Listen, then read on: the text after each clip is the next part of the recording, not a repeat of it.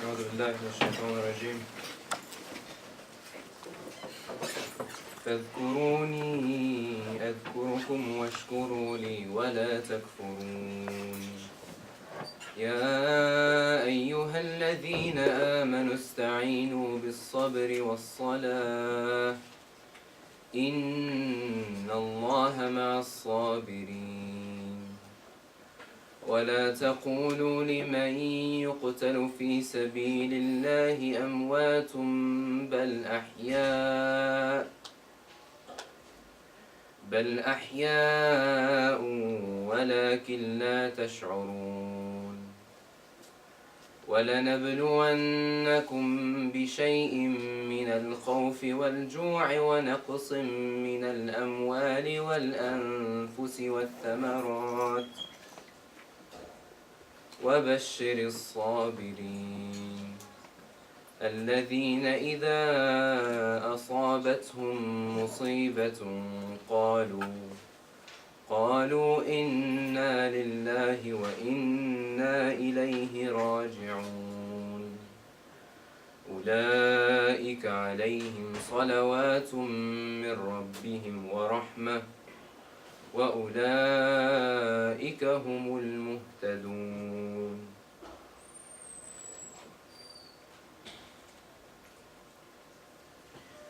Therefore, remember me, I will remember you, and be thankful to me, and do not be ungrateful to me. O you who believe, seek assistance through patience and prayer. Surely Allah is with the patient. And do not speak of those who are slain in Allah's way as dead. Nay, they are alive, but you do not perceive. And we will most certainly try you with somewhat of fear and hunger and loss, of property and lives and fruits, and give good news to the patient, who when a misfortune befalls them, they say, surely we are Allah's, and to Him we shall return. Those are they on whom are blessings and mercy from their Lord, and those are the followers of the right. Jazakallah khair. Thank you all for recitation. So today, thank you guys for coming out to our second Tazkiyah event. This week's guest speaker is Ustad Hassan Elwan. Ustad Hassan is surely an MSA Davis favorite, and for good reason. Originally from Egypt, may God grant their country peace. Ustad Hassan Elwan moved to California in 2005 after finishing his PhD in microelectronics in the US in 2001. He is one of the co-founders of Ansar Relief, a refugee aid organization based in Columbus, Ohio. Currently, Ustad Hassan resides in Southern California, where he gives khutbahs and leads halakas at various masjids. He attended Tazkiyah Month and MSA West conference last year and has easily become a favorite of many MSA members because of the moving talks that he leads and impact that he has on the students, on the hearts of the students. So I got to spend like an hour with him, and that hour was a pretty moving hour, honestly. What else can I say? He's a good guy, so inshallah, Ustad Hassan Elwan.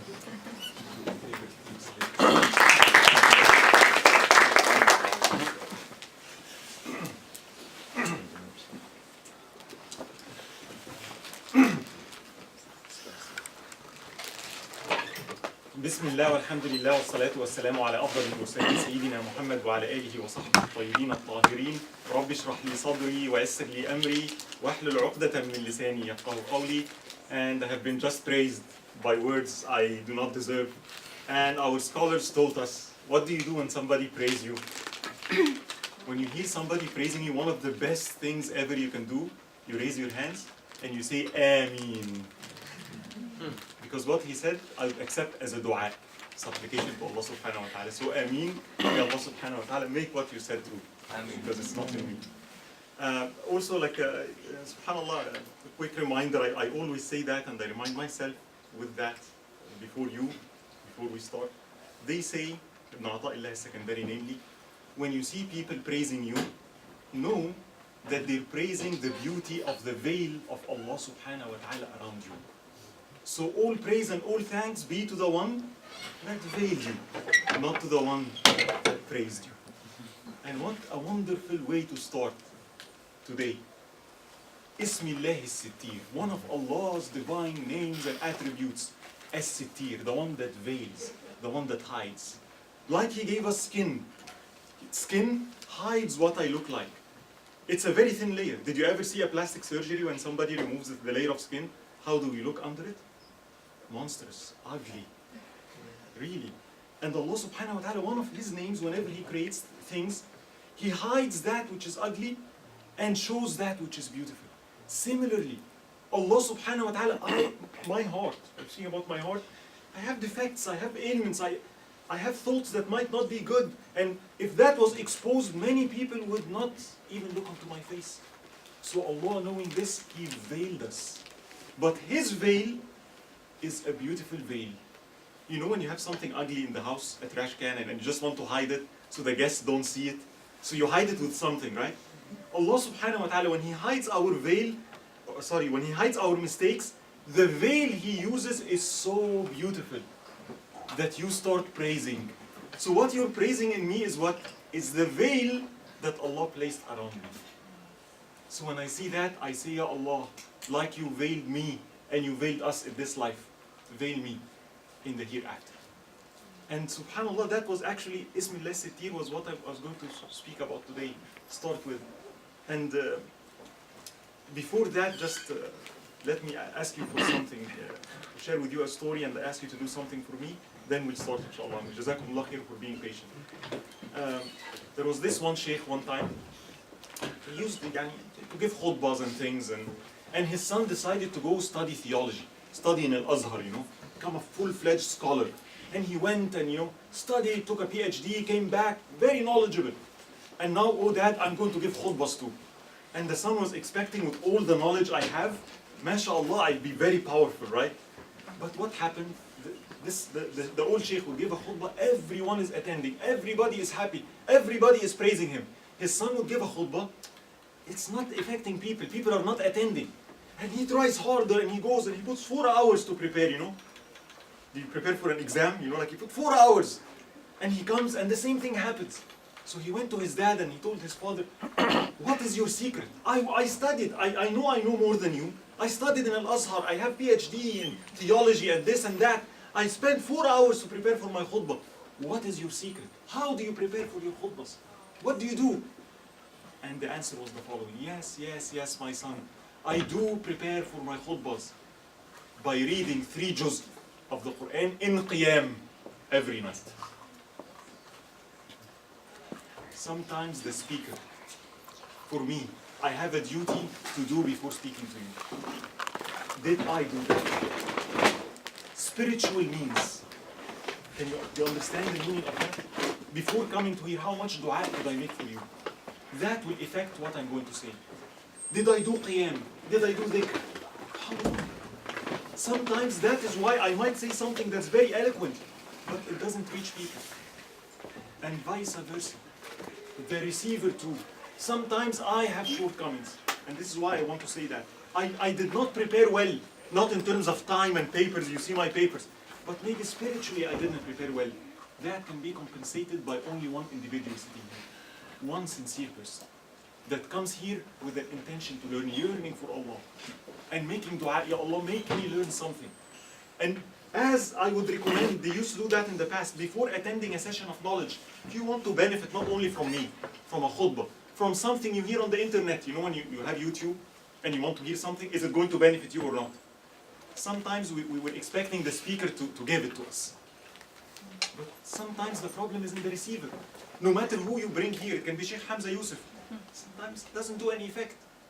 And therefore, they tell you one of the best things you can do, you attend, before coming, you give charity in secrecy.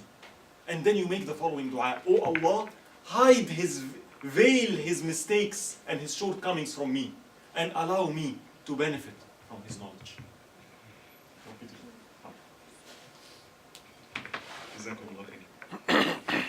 So I ask you in a start, if you did not do this dua, please make it right now in your heart. that Allah subhanahu wa ta'ala, and it's true, I've experienced it myself. Sometimes I would give the same talk. I speak, it's flat. You know, eclipsed, no lights. Another time I attend and subhanallah, you speak and things are, I'm affected. I say things that I don't know where they came from. And sometimes I know why. It is because one person in the audience that is sincere and making dua. With her dua, Allah opens onto me so that she can learn or he can learn. So I ask you to be focused. You have, please make dua for every speaker that you want to hear. Make dua that Allah veils our shortcomings. And subhanallah, wallahi, the Ismillah Sittir, we need not even amongst ourselves, the ummah as a whole. Because subhanallah, few years ago, I remember 2006, 2008, 2003, most of you are young, you don't remember what I'm speaking about. 2008, Gaza. 2006, Lebanon. 2003, Iraq. We used to be making dua, I remember, khutbahs. What? Ya Allah, protect Muslims from non-Muslims, right? Now, the last year, the last 2 years, I find myself and others making the following dua. Oh Allah, protect Egyptians from Egyptians. Protect Syrians from Syrians. Protect Iraqis from Iraqis. Protect Pakistanis from Pakistanis. Protect Muslims from Muslims. Protect Islam from Muslims. And that is a lesson, another meaning of the attribute of Allah as Sittir and Al-Hafiz. Allah subhanahu wa ta'ala is the one that protects, is the one that veils. When I tell you Al-Hafiz, the one that protects, I need that name because there is evil outside. It can hurt me. As Sittir, yes, I need to be veiled. There is so many negative things in the world. And I do need Allah subhanahu wa ta'ala to protect me. But how many of us thought of invoking Allah with that name in an opposite sense? One of the meanings and the way to invoke Allah with that name as Sittir and Al-Hafiz is what? Oh Allah, protect people from me. Protect. That's what I'm doing right now before coming. Ya Allah, protect them from the evils inside of me. I have an ego. I have ailments. I have temper. I have things that if I'm not careful, I can end up hurting other people.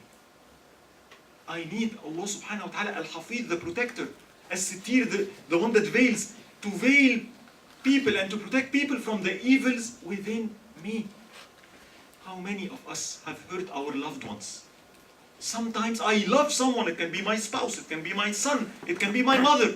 And in an anger, I say one word, and it can take 10 years to recover from. It can happen to me. I can say something and I slip, I say something wrong, it goes into this camera, goes onto YouTube, goes onto CNN. Don't you see that sometimes a sheikh would slip and Islam would be defamed because of that?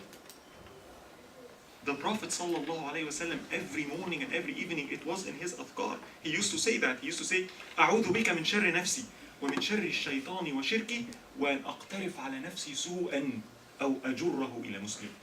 Subhanallah, what a beautiful dua. He used to say the following, every morning, every evening. I seek refuge in you, not from the evil outside of me, from the evils within me. Who's saying that? Muhammad sallallahu alayhi wa sallam. أعوذ بك من شر نفسي. I have an ability within me. And identifying that, yes, I do have an ability to harm the ones I love. Ya Allah, protect them from me. I know it, I see it. أعوذ بك من شر نفسي ومن شر الشيطان. And yes, the evil of outside sources, like shaitan. And then he, sallallahu alayhi wa sallam, says, وَأَنْ أَقْتَرِفْ عَلَى نَفْسِي سُوءًا. I seek refuge in you that I would do something that will hurt me. It's not other people that hurt me. It is me that hurts me. It is not other people that hurts Muslims. It is Muslims really that hurts Muslims. And then he, sallallahu alayhi wa sallam, says, أَوْ أَجُرَّهُ إِلَى Muslim. I seek refuge into you that I will end up dragging harm to a Muslim or a fellow citizen or a human being. Protect others from me. And I want you always to think that way. Always. Our ummah today, that's our condition. Ya Allah, protect, as I said, Egyptians from Egyptians. Protect Islam from Muslims. Protect people from me. And that's Ismillah subhanahu wa ta'ala Sittir.